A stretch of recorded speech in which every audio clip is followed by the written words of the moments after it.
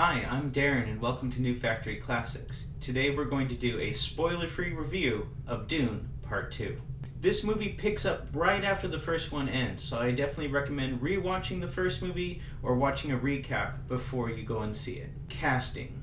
The cast of this movie is huge. Timothée Chalamet, Zendaya, Rebecca Ferguson, Javier Bardem, Josh Brolin, Austin Butler, Florence Pugh, and many others. They all did really well. You know, I used to hate on Timothée Chalamet, but I've started to come around to him. He's really started doing better in the last few years. And I've liked Zendaya ever since seeing her in Euphoria Season 1. She's really spread her wings ever since leaving Disney. The only casting issue I had with this movie was Christopher Walken. It's just hard to take him seriously anymore. I know in the 70s he played like a mafia boss over and over again, but he's been in too many comedies, he's too old, too many people have done impressions of him. I can't take him serious. And he was a solemn character that was supposed to be sad, and you were really not supposed to be laughing at what he was saying. Music and sound. Hans Zimmer did amazing with his score of this film. Each planet had its own vibe, its own sound, and his overall score, especially for the Zendaya and Timothée Chalamet love song, was really well done. And the sound effects and sound editing were great. When you were in Arrakis, you could feel each noise, each animal, like it really came to life. You could hear the sand, you could feel the spice flying around.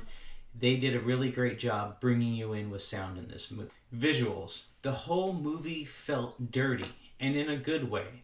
There was sand and dirt and spice flying around everywhere. When there were bombs going off, the whole ground went orange. The air looked like it was hard for them to breathe. Everything felt so real when things were going down. And the epic battle scenes towards the end were insane. They were huge. There looked like there were thousands of people around. Everything was epic and big, and it just was such an amazing thing to see on the big screen. Though I will say visually, my favorite thing to see wasn't even on Arrakis. There's multiple planets that they visit in this movie, and one of them specifically had its own color scheme, its own vibe. Everything felt so barbaric, and just its architecture, its sound, definitely its color scheme. Once you see it, you'll know what I'm talking about. It just felt so different.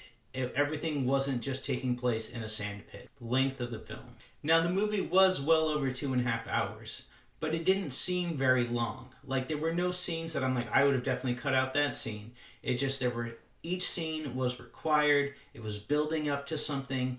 Everything had a reason. I imagine there's a director's cut that is much longer, but I really couldn't think of very many things to take out of it right now. Though I will say, starting a 2.5 hour movie off with 25 minutes of commercials really gets you wondering if you're going to have to go use the restroom halfway through. Story. I'm not going to ruin any specific parts of the story, as, like I said, this is a spoiler-free breakdown, but this book was written during the Vietnam era. Now, I had not actually read the books myself, so there were some shocking moments in the movie that really caught me and my friends off guard. We really liked it. Not everything was exactly how you thought it was going to go, and that made it great. My final verdict. I love this movie. It was a great theater film. You have to go see it on the big screen. Go see it in IMAX. Go just see it at a theater. It deserves to be seen in every single way, sound, visual, plot, to be seen on a big screen. And I definitely want to see more of this universe. So many things were done with world building, and it just left you wanting to know what else is going on with all of this. My final score, 9 out of 10. I will post a full plot breakdown when this comes out on Max. That way I can pause it, take my notes, really come up with what I want to say.